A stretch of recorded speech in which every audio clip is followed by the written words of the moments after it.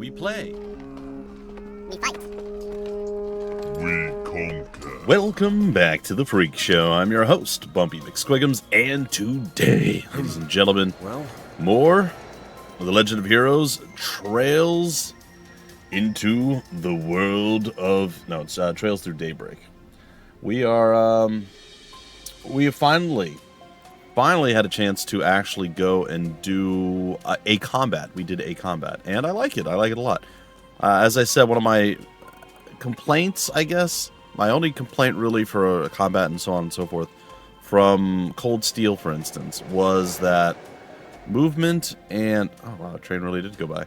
Movement and actually acting, like taking an action, like healing, arts, whatever it is, right? Those always were separate actions. You didn't really get a chance to move around and then do stuff. So I really, really like the idea of this. This is very, very nice. I'm super eager and excited. But before we continue too far, I did say I want to slowly pick away at the archives and so on and so forth. We did the backstory already and the history. I believe we were in factions and organizations, and we read through all of these. So let's read about the various different countries of Zemuria. The Calvard Republic, a large country located in the center of the Zemurian continent, currently being led by President Roy Gramhart. Though in constant conflict with Erebonia over control of bordering regions, Erebonia has been paying reparations toward Calvard following the Battle of Jurgunginder. That's how I always say it. It's fine. Well, a variant of that. This has allowed Calvard to enter a period of rapid growth and development, leading to it overtaking Erebonia as the most powerful nation on the continent. Wow. Recent technological advancements in orbital vehicles and image editing have... Are all of... Yeah, I guess they all are. Some of the... If you look at... Maybe my eyes are starting to go crazy, but if you look at the font here, like editing, there's like a little bit of up and down, like the E and the D are higher than the I and the T, I think. Or, like I said, I'm starting to lose my mind. It looks like the letters are just slightly out of sync, like up and down wise. Anyway, image editing have caused a boom in motorsports and orbital cinema in the region. Then the Erebonian Empire, which I'm more familiar with, as that was very heavily what Trails of Cold Steel is around. A major and national power in the western part of the Zemurian continent. The citizens are divided into noble and commoner classes. Representative Karl Regnitz currently sits at the helm, while the imperial family works to reestablish goodwill toward the empire both at home and abroad. In the past, Erebonia often came in conflict with Calvard as a rival world power. However, after acknowledging its fault in the Battle of Jormungandr, see, totally exactly the same as I said it before, the Empire agreed to pay astronomical reparation fees to Calvard.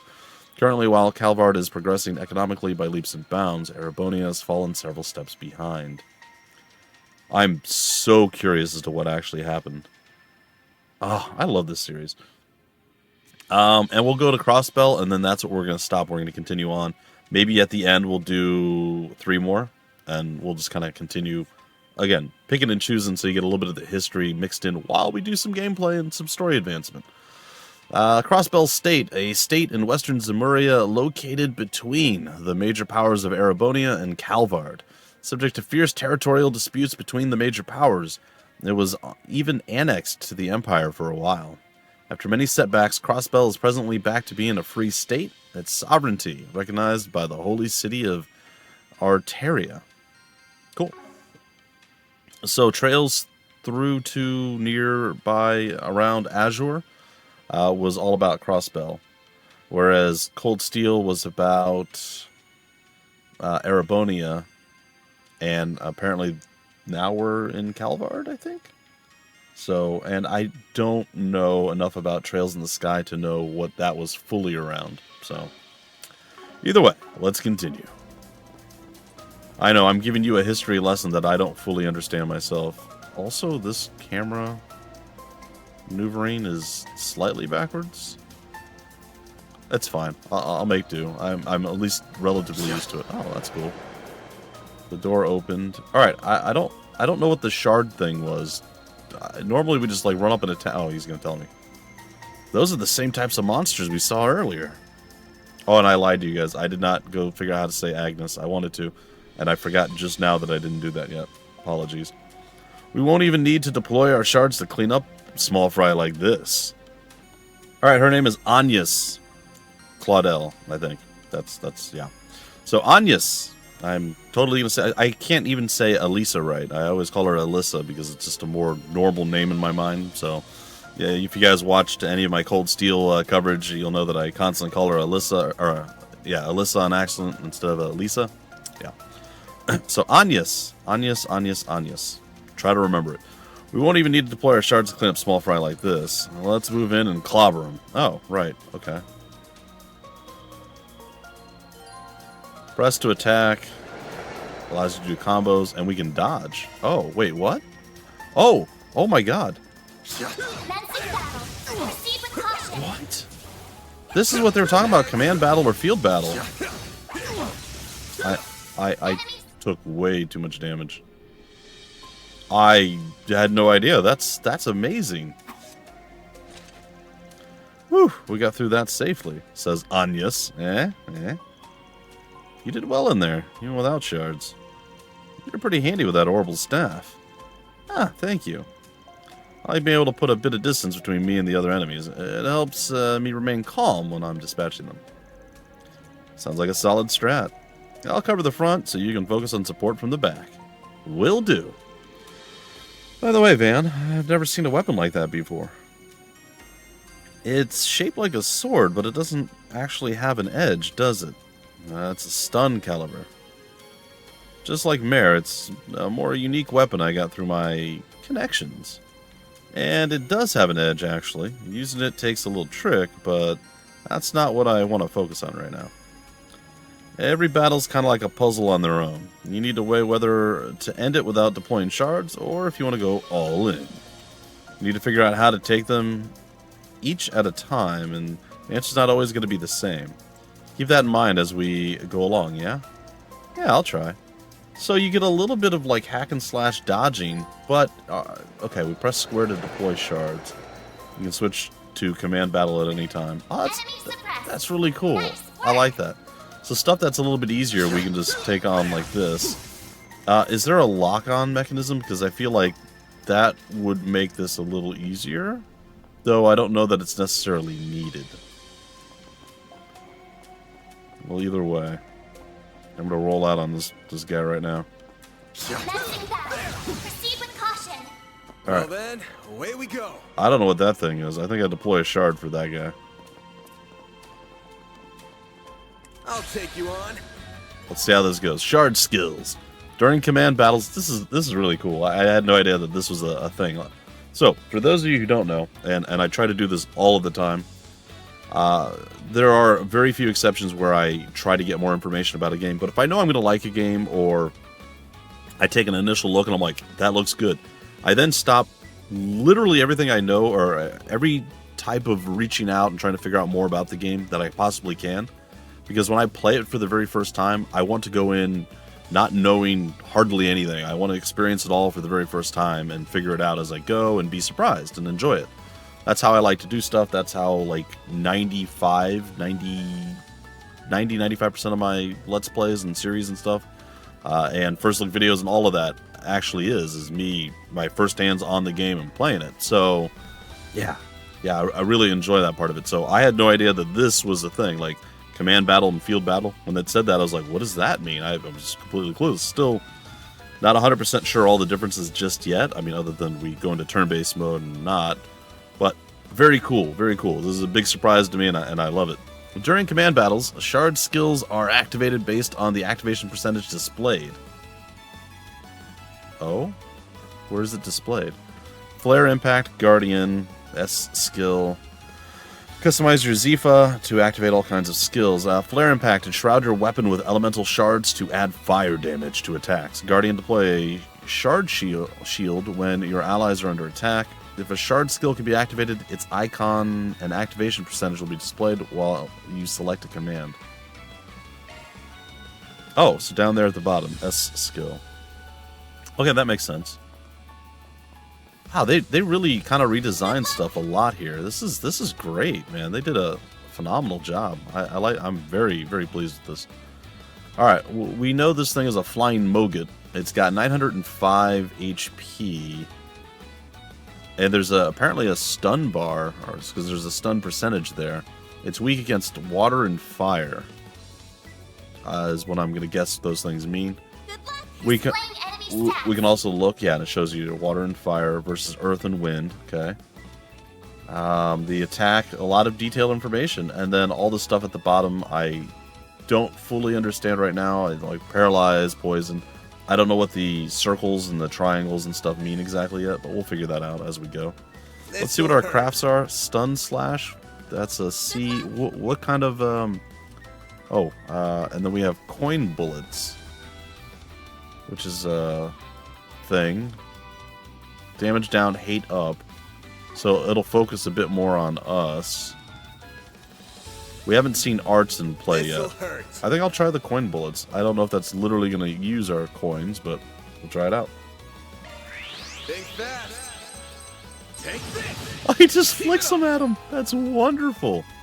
Escaping command battles. Hold the circle button to release shards. Okay. This makes it possible to end combat and shift to a field battle. This feature is unlocked after multiple turns. The battle begins with enemy advantage. This is not possible during certain fights or boss battles. I really would prefer to throw the white heel out. Okay, we get Van and ourselves in this. I owe you one. Alright, Big Dog came and hit us with an EP removal situation, which I think is not good for us. Alright, again I'm going to attack from the back. Keep it up. We get a critical hit now.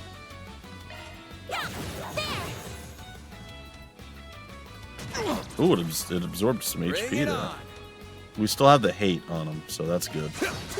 Keep it up. I think we can throw the white heel out. I owe you one. It's so smooth and slick. This looks incredible. Oh, alright, stunning slash. Impede side attack bonus. So instead of attacking from the front, we attack from the side. Or the back, we attack from the side. That was big damage numbers. It didn't stun him, though. I kind of expected it to. He is on death's door.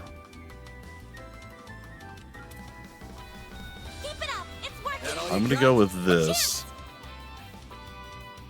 So it's toward the center of the map where we actually make our turn. I'm looking at the turn order thing now, trying to understand exactly what I'm looking at, and that kind of makes sense. Before it was a timeline, everything in a line, in a row.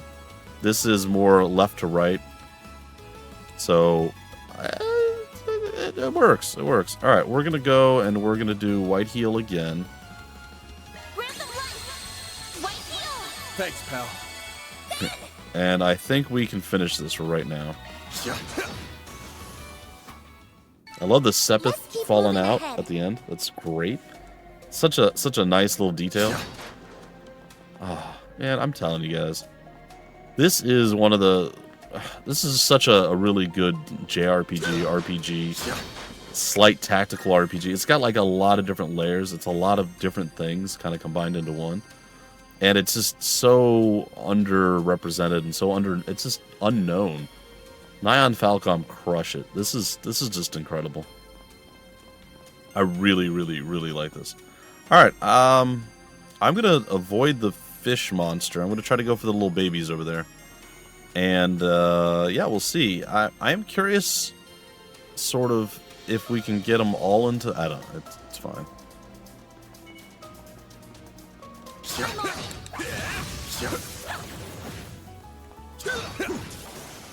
There's a slight red glow when they're going to attack.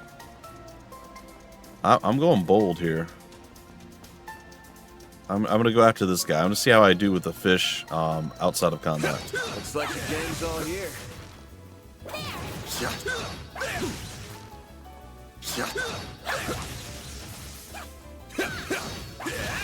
While I like this, it does feel a little bit against what we have traditionally seen in these type of games.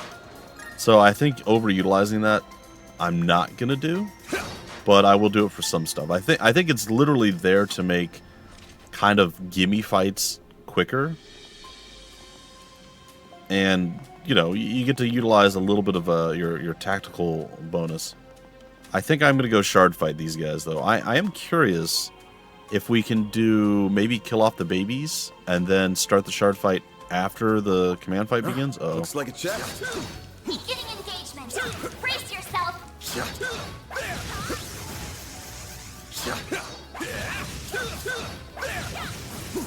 I mean, I wanted to kill the babies first, but the fish guy was on our girl that we're not controlling, so... One more. No, I didn't want to finish that guy. Processing data. I mean, that's like infinitely easier for a lot of stuff, and much quicker, so... I'll try to find a right mix between the two.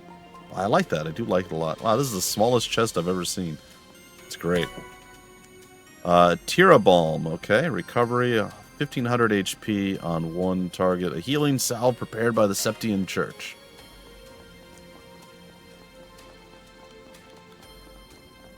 Alright.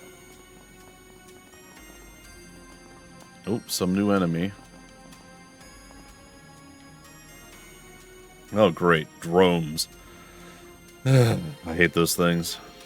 Most weapons will more or less bounce off their jelly-like bodies. But that won't be a problem for my orbital staff.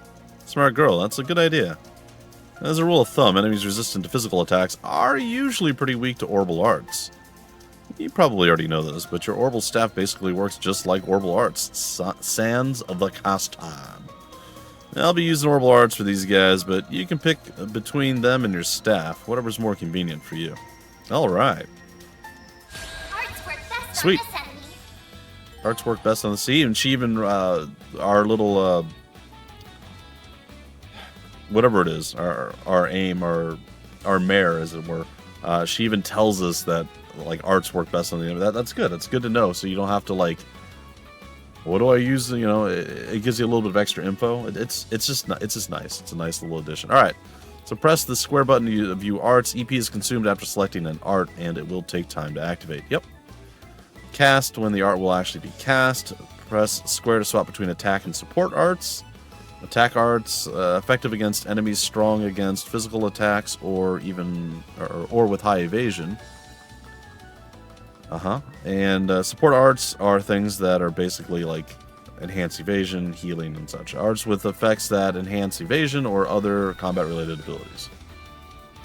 There's usually healing arts too, but there might not be in this case. Alright, let's take a peek at what we actually got going on here. Keep it up. It's working. Alright. What do we know about this? It is weak against wind and earth. And we have two different wind things. Oh, we can hit 3 people? Oh, we're doing that for sure. Attack their weakness with an art. Oh, we have speed up for us. Okay. Keep it up. It's working. Oh, we can cast from relatively far back. Man, this is really well done. Certain arts will work better. Oh, but they're going to move, and I didn't account for that. That's not great for us. Going all in. I'm hoping that it keeps them relatively... Nope. I should have cast it right in front... Oh, okay. I should have cast it right in front of me. That would have been a smarter play. Here goes.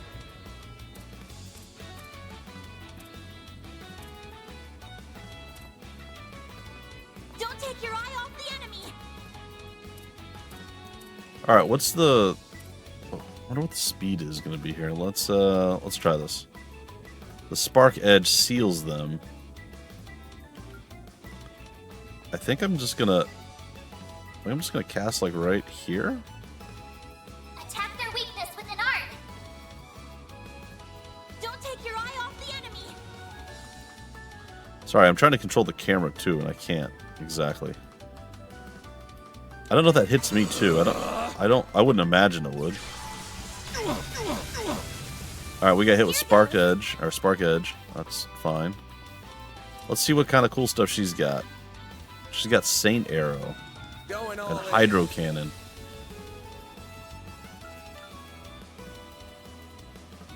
I think we go for this. Eat this.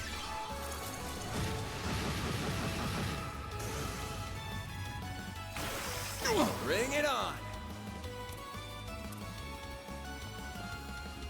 All right, I think Good luck. This'll hurt. well, I'm just gonna do stunning slash. They're probably quite This'll hurt. resistant to this, but I'm gonna check it out. Oh no, it worked really well. And bam. All right, very nice. Some chameleon spice. And that's all she wrote. Good job, Van. She's holding up a lot better than I thought. Half expected her to give up by now, or at least want to take a break. Is something the matter? Nah, don't mind me. Your orbital staff's pretty convenient when dealing with these guys. That and your orbital arts are a pretty neat asset. It's nice having you watch my six. Just make sure you stay behind me. Leave the front lines to me. Van. I will. Thank you. Wonderful, man. About HP recovery. Press start to open up the main menu. There you can use either items or arts to recover your HP. Open up the items menu and select a healing item, or the orbital menu to select an art with healing. Got it. Enemy advantage. When the party leader is attacked while in a precarious position, ooh, laying down on the ground, the command battle begins with the enemy at an advantage. Interesting. Alright, yeah, Van's a little bit hurt, but I don't know that I need to worry about that right this minute. Probably should, though. They did specifically mention about healing. No enemies nearby. So if I try to use my shards, it says nah. Alright. Let's do Orbment. Press the square to use a healing art.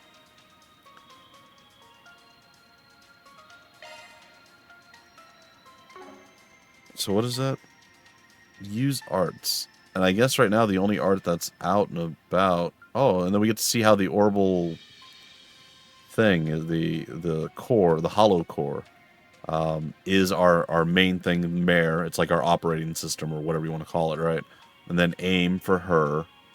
And then we have the quartz lines that we get to break down. Oh, this is great.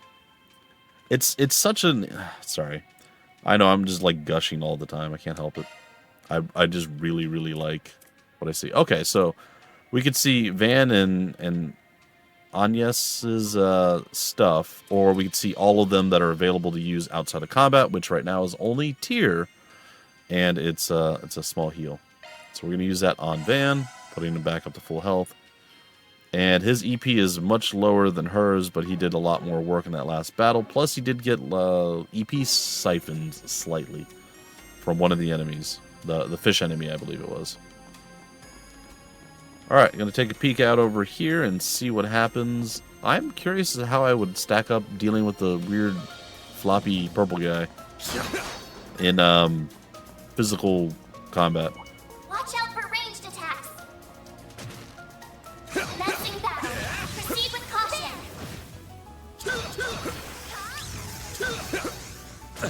Really? I mean, I was next to him, but I was close. So, I mean, I guess I get it. Ow. Wait, how hurt is Van? Okay, my HP's down there. I'm like, well, how hurt is Van right now? I can't tell. Next one.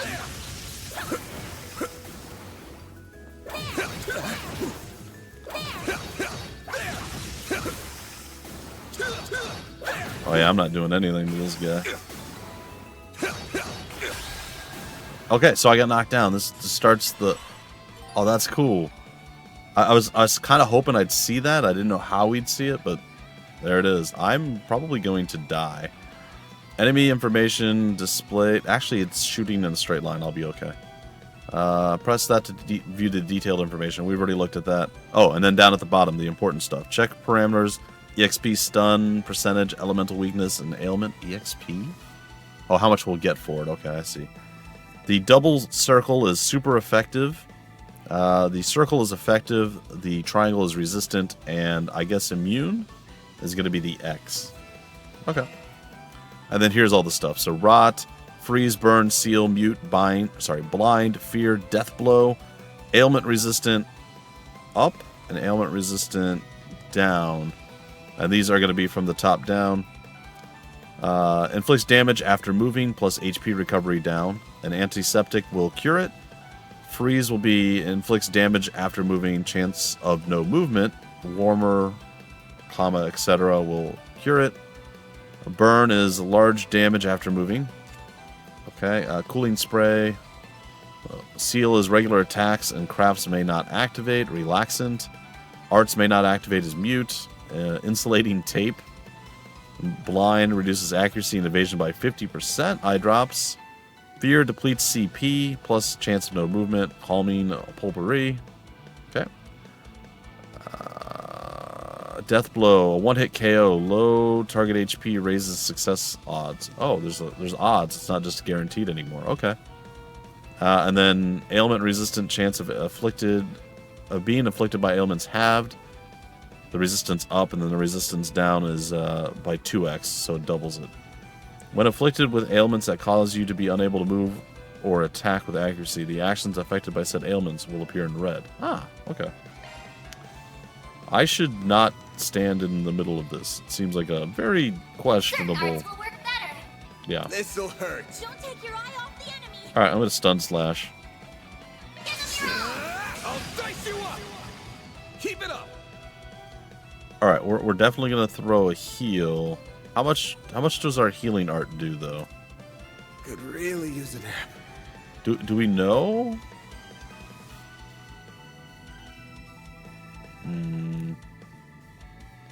It just says a small amount of healing. This heals ailments stat down on just like everything. The white heal is clearly the superior heal. Thanks, pal. And it's nice because it's a CP. That's constantly usable in combat. Alright, I'm going to try my CP again. I'll dice you up. We're getting relatively close to being able to use our S ability, which is nice. I'm just going to attack. We stunned it. 25% S skill. I don't think we can use that yet, though. Certain arts will work better. There it is. Maybe a stunned enemy is work, then guys. vulnerable to We all like in physical one piece? attack and such. Not sure. We are still pretty beaten up. Oh, sorry. Sorry about that. Agnes. The titanium earring. Plus 200 HP, prevents rot 75%. A titanium earring with corrosion-resistant properties. We should definitely equip that on Van, as he is the front runner. But before we do that, we should definitely throw a heal onto Van, because that was a pretty sizable heal too. I don't know how much it fully healed him for there, but it wasn't bad. Okay, and then we're going to want to go to equipment. And then we do have accessory slots.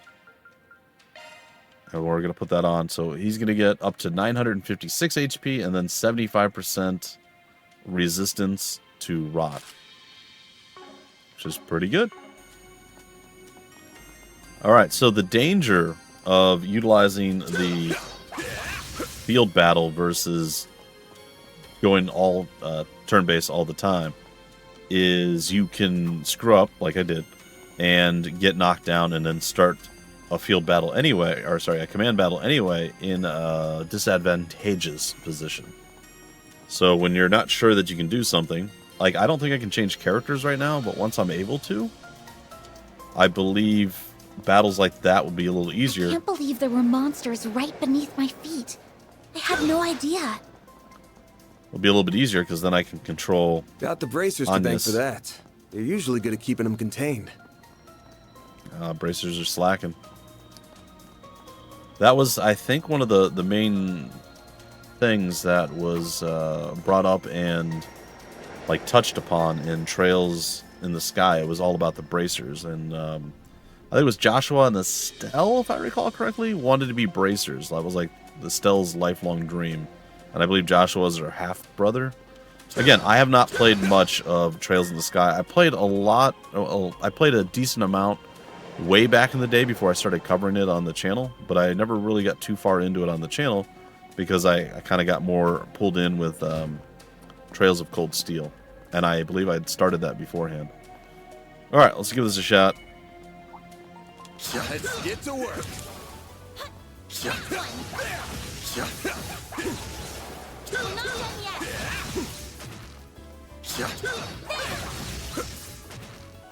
Sorry, fisherman. I will take you down like a sweet muffin. Alright, that was much easier. Don't know if she got hurt. I don't think so. I wonder if the characters you're not controlling can get hurt. Because it looks like she's been hit a few times, and it does not seem to do damage to her. So I'm not entirely certain. Alright, something big's going on in here.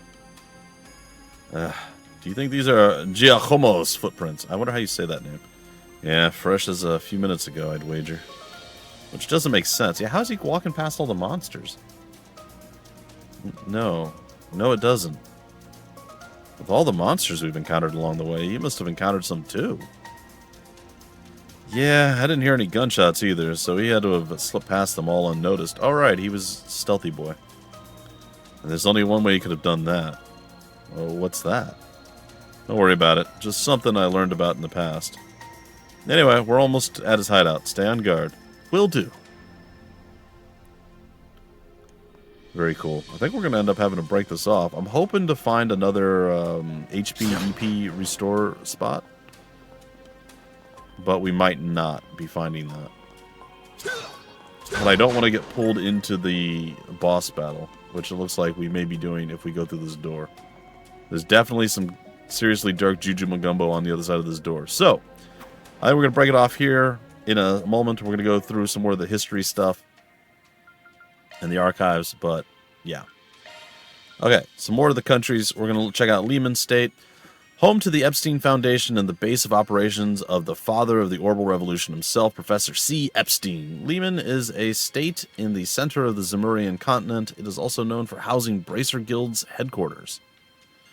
And their construction founded by the Foundation, the Orid State, the agricultural state bordering Calvard and Remiferia, connected with Calvard by land. It's easily reached by train or orbital car. And the Principality of Remiferia, which I have no idea what that is, a traditionalist principality located in the northern part of Zemuria, known across the continent for its highly advanced medical technology. It is home to the continent's leading medical manufacturers and specialists. Sweet. Alright, guys and gals, ladies and gents, that's going to do it for our adventures today. There'll be more coming your way tomorrow. And, again, keep your eyes out for the beginning of the second Trails through Daybreak, which is, again, releasing on Valentine's Day, or Valentine's Day. Alright, folks, till then, I've been your host, Bumpy McSquigums. Thank you so much for stopping by the Freak Show. We play, we fight, we conquer.